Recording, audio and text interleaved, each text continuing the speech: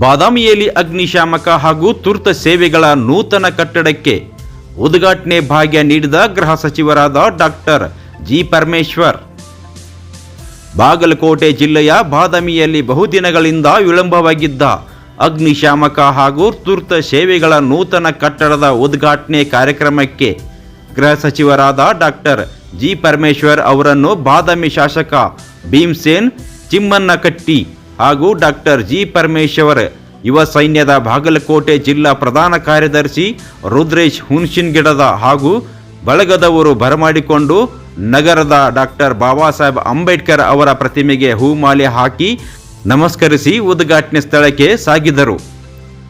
ಅಗ್ನಿಶಾಮಕ ನೂತನ ಕಟ್ಟಡ ಪೂಜೆಯಲ್ಲಿ ಪಾಲ್ಗೊಂಡರು. ರಿಬನ್ ಕತ್ತರಿಸುವ ಉದ್ಘಾಟನೆ ನೆರವೇರಿಸಿ ಅಗ್ನಿಶಾಮಕ ಸಿಬ್ಬಂದಿ ಜೊತೆ ಭಾವಚಿತ್ರ ತೆಗೆಸಿಕೊಂಡರು. ನಂತರ ಗಿಡವನ್ನು ನೆಟ್ಟು ನೀರು ಹಾಕಿ ವೇದಿಕೆಯ ಕಡೆ ನಡೆದರು. ಶಾಲೆ ವಿದ್ಯಾರ್ಥಿನಿಯರು ನಾಡಗೀತೆ ಹಾಡುವುದರ ಮೂಲಕ ಕಾರ್ಯಕ್ರಮ ಚಾಲನೆಯಾಯಿತು.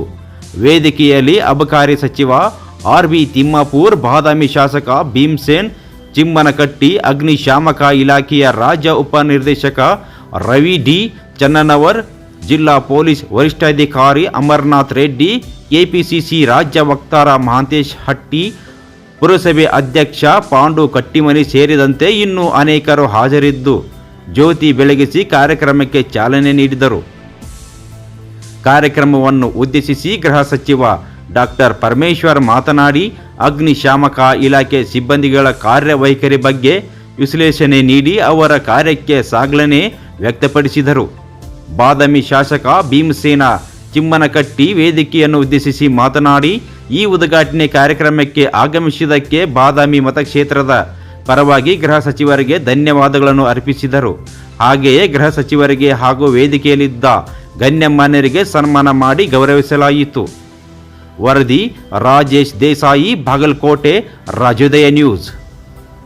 ರಾಜ್ಯದ ಅಗ್ನಿಶಾಮಕ ಮತ್ತು ತುರ್ತು ಸೇವೆಗಳ ಇಲಾಖೆಯ ವತಿಯಿಂದ ಈ ಐತಿಹಾಸಿಕವಾದ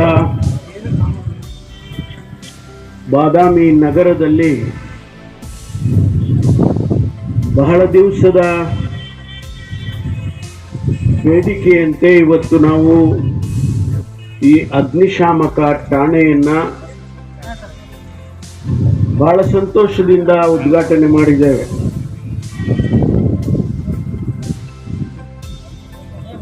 ಬರೀ ಆನಂದ್ ಬಾ.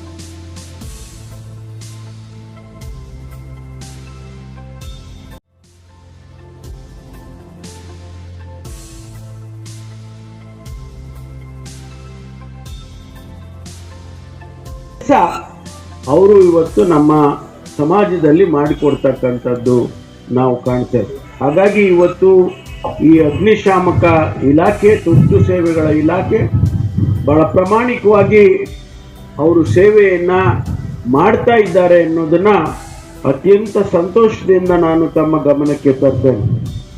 ಮಾನ್ಯ ರವಿ ಚನ್ನಣ್ಣನವರು ಹೇಳಿದರು, ನಮ್ಮಲ್ಲಿ 5,000 ಜನ ಇದ್ದಾರೆ, ನಮ್ಮಲ್ಲಿ ವಾಹನಗಳಿದ್ದಾವೆ, ಆದರೂ ಇನ್ನೂ ಬೇಕಾಗಿದೆ. ಇನ್ನೂ ನಮಗಿನ್ನ 5,000 ಜನ ಆದರೂ ಸಾಲದು. ಯಾಕೆಂದ್ರೆ ಈಗ ಹೆಚ್ಚೆಚ್ಚು